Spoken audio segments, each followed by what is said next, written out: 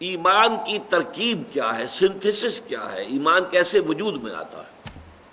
آپ کو معلوم ہے کہ ایمانیات میں سب سے بنیادی ایمان، جڑ کا ایمان، وہ ہے ایمان باللہ، اللہ کو ماننا، اللہ کو پہچاننا۔ اس کے ضمن میں ایک بات جان لیجئے جو قطعی ہے، یقینی ہے، وجود باری تعالیٰ کے لیے کوئی منطقی دلیل موجود نہیں ہے، نہ کوئی سائنٹیفک دلیل موجود ہے۔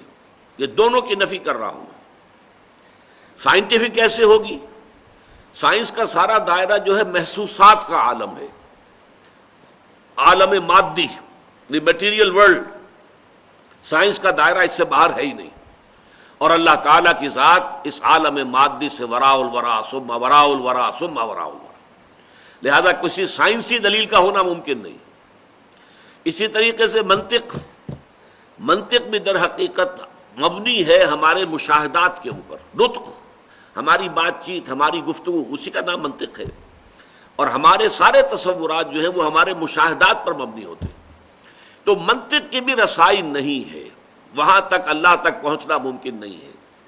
یہ میں پہلے بھی ایک موقع پر آپ سے عرض کر چکا ہوں، آج ذرا کیٹیگوریکلی اس کو بیان کر رہا ہوں کہ فلسفہ اگر وہ واقعتاً صحیح فلسفہ ہے، پیور فلسفی، جس میں عقل سے اور منطق سے بات ہو رہی ہو، اس کا لازمی نتیجہ کیا ہے؟ دو میں سے ایک جگہ انسان پہنچے گا، یا ایگنوسٹسزم، کہ کچھ معلوم نہیں، کوئی حقیقت معلوم نہیں، ہم حقیقت جان ہی نہیں سکتے۔ ایگنوسٹسزم، لا ادریت، لا ادری، میں نہیں جانتا، ہم نہیں جانتے، کچھ نہیں جانتے، کہ کس نقشد و نقشاید بحکمت ہی معمارہ، کہ یہ جو کائنات کی گتھی، یہ الجھی ہوئی ڈور ہے، اس کو نہ کوئی کھول سکا ہے نہ کھول سکے گا دلیل کے ذریعے سے اور منطق کے ذریعے سے، کہ کس نقشد و نقشاید بحکمت ہی معمارہ۔ تو یہ یا تو ہوگا ایگنوسٹسزم، لا ادریت، یا سکیپٹسزم، ارتیابیت، شکوک و شبہات، بس یہاں تک کہ وہ شبہ اس میں بھی ہو جائے گا کہ ہم بھی ہیں یا نہیں، نہ ابتدا کی خبر ہے نہ انتہا معلوم، رہا یہ وہم کہ ہم ہیں، سو یہ بھی کیا معلوم، we can't say it surely کہ ہم ہیں، ہمارا وجود ہے، یہ بھی ہو سکتا ہے سراب ہو، دھوکہ ہو۔ تو جو عقل خالص ہے، عقل خالص، اس کا لفظ بعد میں بھی آئے گا، یہ اس لیے کہ پیور ریزن کا لفظ استعمال کیا کانٹ نے، اے کریٹیک آف پیور ریزن۔ عقل خالص جو ہے وہ درماندہ ہے اس معاملے کے اندر کہ وہ اللہ تک نہیں پہنچ سکتی۔ وہ جو اقبال نے کہا ہے کہ گزر جا عقل سے آگے کہ یہ نور چراغ راہ ہے، منزل نہیں ہے، یہ منزل تک نہیں پہنچا سکتی، کچھ پوائنٹ تو کرتی ہے کہ ادھر کچھ، ادھر ہے کچھ ہے ادھر، لیکن عقل منزل تک نہیں پہنچتی۔ یہ عقل جو ہے، عقل گو آستان سے دور نہیں، اس کی قسمت میں پر حضور نہیں، یہ وہاں تک پہنچتی نہیں ہے، پہنچ نہیں سکتی ہے۔ تو عقل خالص جو ہے، پیور فلسفی، میں نے عرض کیا، یا وہ لا ادریت کو جنم دیتی ہے، اور یا وہ ارتیابیت کو جنم دیتی ہے، یا سکیپٹسزم یا ایگنوسٹسزم۔ اللہ تعالیٰ کے وجود کے لیے ارسطو کے زمانے سے، ارسطو جو ہے حضرت عیسیٰ سے بھی کئی سو برس پہلے کی شخصیت ہے، منطق دنیا میں جو مانی جا رہی ہے وہ ارسطو سے شروع ہوتی ہے، جو مغربی منطق ہے۔ اگرچہ انڈیا میں منطق اس سے بھی پہلے موجود تھی اور بہت زیادہ ڈیولپ تھی، ہندوستان کی منطق، لیکن چونکہ بعد میں تو اب یہ جو دور ہمارا ہے اس میں تو ہر چیز جو ہے وہ مغرب کی ہے، اس کی چھاپ پڑی ہوئی ہے، مغرب کا روب ہے، فلسفہ ہے تو مغرب کا، سائنس ہے تو مغرب کی۔ تو مغرب کا جو فلسفہ ہے اس میں منطق کا آغاز ہوا ہے ارسطو سے۔ ارسطو کے زمانے سے اللہ تعالیٰ کے وجود کے ثبوت کے لیے 3 دلیلیں پیش کی جاتی رہی۔ علامہ اقبال نے اس کا ذکر کیا ہے کہ کانٹ نے، ایمینوئل کانٹ جو ہے وہ جدید فلسفہ میں بہت اہم مقام کا حامل ہے، ایک لینڈ مارک ہے۔ اس نے ان 3 دلیلوں کو کاٹ کر رکھ دیا کہ ان میں سے کوئی دلیل بھی منطق کی ترازو میں پوری نہیں اترتی، بلکہ منطق کو کاٹتی ہے۔ ان الحدید بالحدید یفلح، لوہا لوہے کو کاٹتا ہے، اسی طرح منطق کو کاٹ دیتی ہے۔ تو یہ دلائل کیا تھے؟ دلیل انی، اذعانی طور پر، افی اللہ شک فاطر السماوات والارض، کیا اللہ کے بارے میں بھی کوئی شک ہو سکتا ہے جو آسمان اور زمین کا خالق ہے؟ اب یہ ایک ذرا زور تو ہے، خطیبانہ انداز ہے، پر زوردار انداز کے اندر دلیل کہاں ہے؟ اس میں دلیل تو نہیں ہے، منطقی طور پہ کوئی دلیل نہیں. اس کو آنٹولوجیکل دلیل کہتے ہیں، دلیل انی، دلیل لمی، کہ ہر چیز کے اندر کوئی حکمت ہے. اس کائنات کے جس شے پر غور کرو گے اس میں کوئی نہ کوئی پرپس ہے، پرپس فلنس، یہ اصول ہے اس تخلیق کا. اور ظاہر بات ہے کہ پرپس فل ہونا بتاتا ہے کہ پیچھے کوئی ذہن ہے جو کار فرما ہے، جس نے کہ کسی ارادے کے تحت اور کسی حکمت کے تحت اس کائنات کو تخلیق کیا ہے. یہ جو ہے ٹیلیولوجیکل آرگومنٹ کہلاتا ہے. پھر کاسمولوجیکل آرگومنٹ وہ ہے جو ہمارے عام جو واعظین ہیں وہ بھی استعمال کرتے ہیں ہمیشہ جب بات ہوگی مساجد میں. کیسے ممکن ہے کائنات ہو اور اس کا پیدا کرنے والا نہ ہو؟ یہ کیسے ہو سکتا ہے کہ جہاز چل رہا ہو اور جو ہے اس کا آپ کہیں کہ کوئی بنانے والا ہے ہی نہیں، خود بخود بن گیا ہے؟ یہ کیسے ہو سکتا ہے؟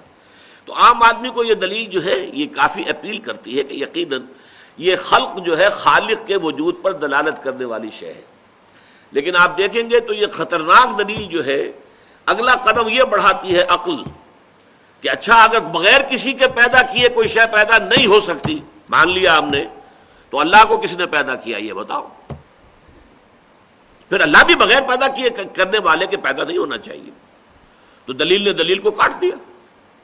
یا تو اس کو بھی مانو، اگر تو دلیل کو اگر اس کو تسلیم کرتے ہو کہ کوئی ہستی کوئی شے بغیر کسی صانع کے، کسی پیدا کرنے والے کے، کسی خالق کے پیدا نہیں ہو سکتی، تو اللہ تعالیٰ کیسے پیدا ہو گیا جس کو تم مانتے ہو کہ اس کا پیدا کرنے والا کوئی نہیں؟ دلیل آ کر یہاں کٹ گئی. بہرحال کانٹ نے ان تینوں کے بارے میں کہا، اگرچہ دو دلیلیں پھر بعد میں اور بھی دی گئی ہیں اللہ تعالیٰ کی ہستی پر. ایک ہسٹوریکل، کہ تاریخ میں ہمیشہ سے ہر معاشرے میں یہ مانا گیا ہے کہ کوئی پیدا کرنے والا ہے. لیکن اگر اس دلیل کو مانے تو پھر تاریخ میں ہر معاشرے میں شرک بھی موجود رہا ہے.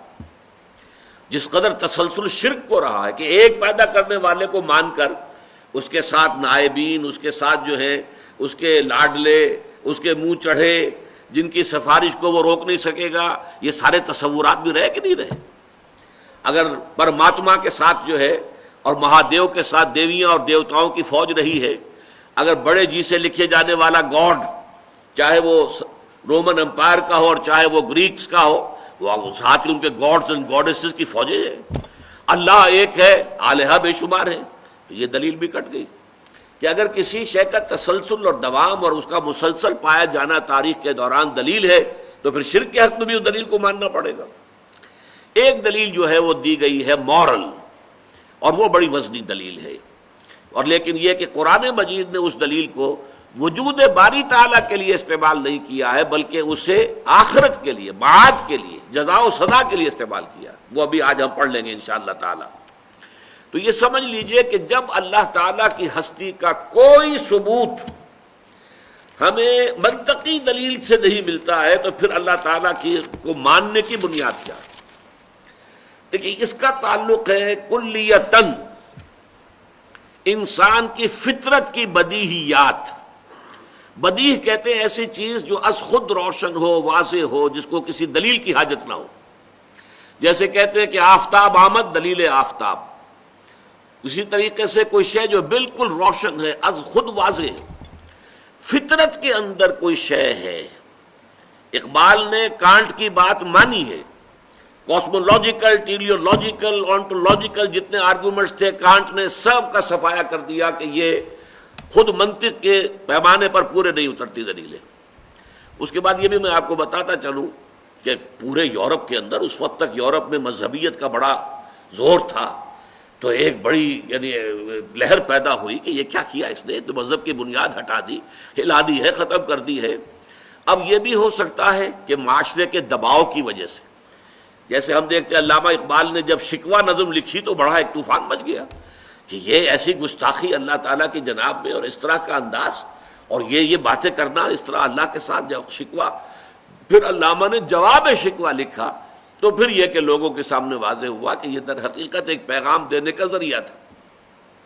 ہو سکتا ہے کانٹ کا معاملہ بھی یہی ہو، لیکن اس نے پہلی کتاب لکھی critique of pure reason, pure reason, عقل خالص، جو میں نے ابھی لفظ استعمال کیا تھا، اور ثابت کر دیا کہ عقل خالص کے ذریعے سے خدا کو ماننے کے لیے کوئی بنیاد موجود نہیں ہے، کوئی کوئی دلیل نہیں، ساری دلیلیں کاٹ کر توڑ پھوڑ کر رکھ دی۔ لیکن پھر کچھ عرصے کے بعد اس نے کتاب لکھی کرٹیک آف پریکٹیکل ریزن۔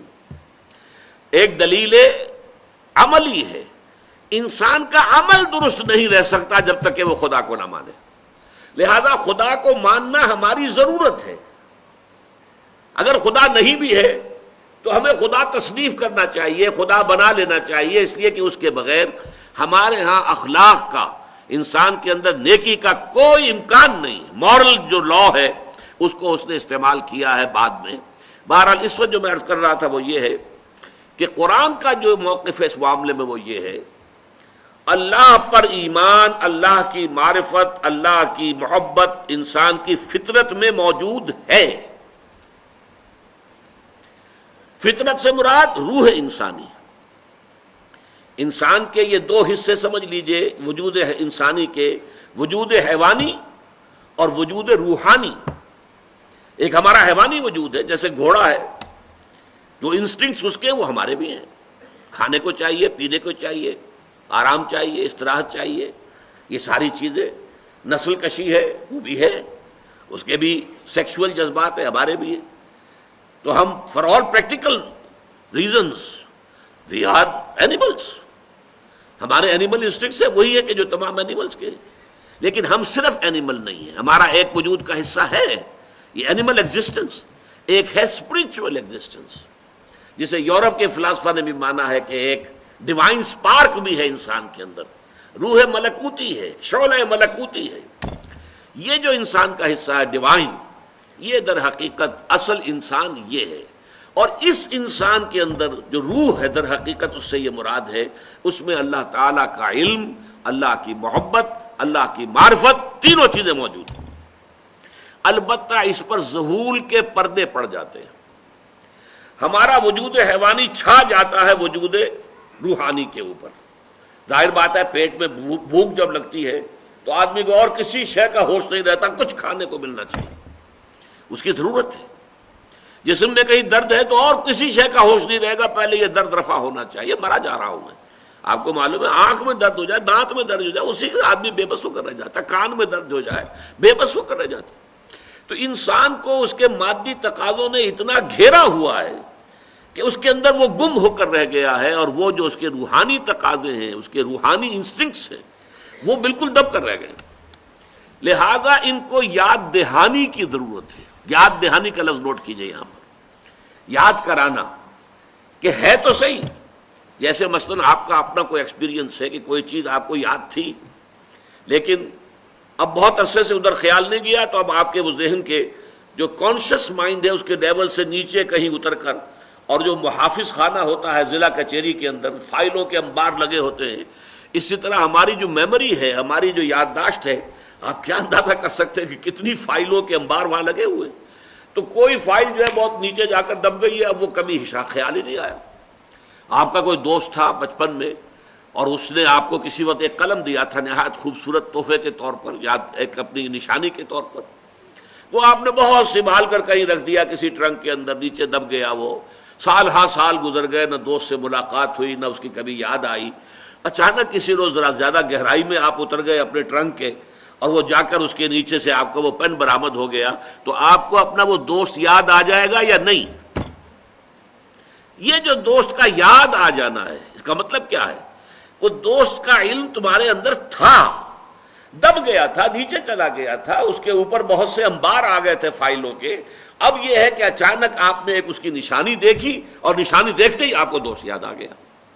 بس یہی فینومینن ہے اللہ پر ایمان کا، اس کائنات کا ذرہ ذرہ اللہ کی نشانی ہے، یہ اس کی مخلوق ہے، اور مخلوق کے اندر اللہ کی تمام صفات منعکس ہیں۔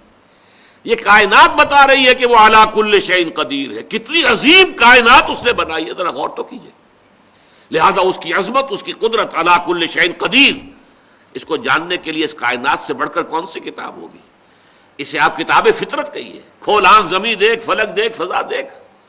افلا ينظرون الى الابل كيف خلقت والى السماء كيف رفعت والى الجبال كيف نصبت والى الارض كيف سطحت فذكر انما انت مذکر۔ دیکھیے پیارا انداز ہے، یہ دیکھتے نہیں پہاڑوں کو کیسے جما دیے گئے، اونٹ کو کیسے اس کی خلقت ہے جو اس کے ماحول کے ساتھ کس قدر مناسبت رکھنے والی ہے، زمین کو نہیں دیکھتے کیسے بچھا دی گئی ہے، آسمان کو نہیں دیکھتے کیسے اٹھا دیا گیا ہے۔ تو اے نبی آپ یاد دہانی کرائیے، آپ کا کام یاد دہانی کرانا ہے۔ اگر وہ قلم دیکھ کے بھی دوست یاد نہیں آیا تو کسی دلیل سے آپ دوست کو یاد نہیں کرا سکتے، سیدھی سی بات ہے۔ میری تنصیل کو ذہن میں رکھیے، اس قلم کو دیکھ کر دوست یاد آئے گا تو یہ اسپونٹینیس ایکشن ہوگا ایک، بالکل اس میں آپ کا ارادہ بھی نہیں ہے۔ آپ کوشش کریں گے تو دوست یاد نہیں آئے گا آپ کو، لیکن اس نشانی کو دیکھتے ہی یاد آ جائے گا فوراً۔ اگر یاد نہیں آیا ہے تو ہو سکتا ہے آپ کوئی اور نشانی بھی دکھائیں اس کی، دیکھو بھائی چلو یہ دیکھو یاد آیا کوئی، تو ایک اور نشانی بھی اس کی تھی وہ دیکھو یاد آیا۔ اگر یاد نہیں آیا تو کوئی دلیل نہیں ہے کہ جو اللہ کے وجود کو بنوا لے، کوئی دلیل نہیں ہے جس سے کہ آپ دوست کی یاد اس کے ذہن کے اندر تازہ کر سکیں۔ دس نو وے۔